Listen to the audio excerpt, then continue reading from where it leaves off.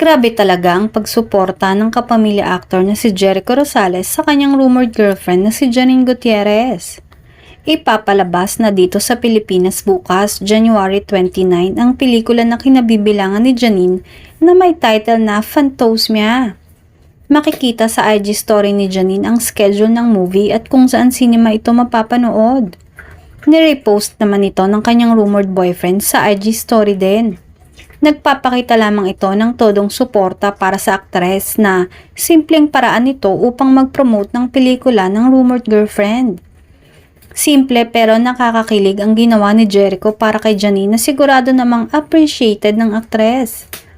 Kamakailan nga lang ay nabanggit ni Janine sa isang interview na ang isa sa ugali na gusto niya sa lalaking mamahalin niya ay yung laging nakasuporta sa kanya. Yung katulad ng papa niya na anytime at anywhere na kinailangan niya ay gagawa ng paraan para sa kanya.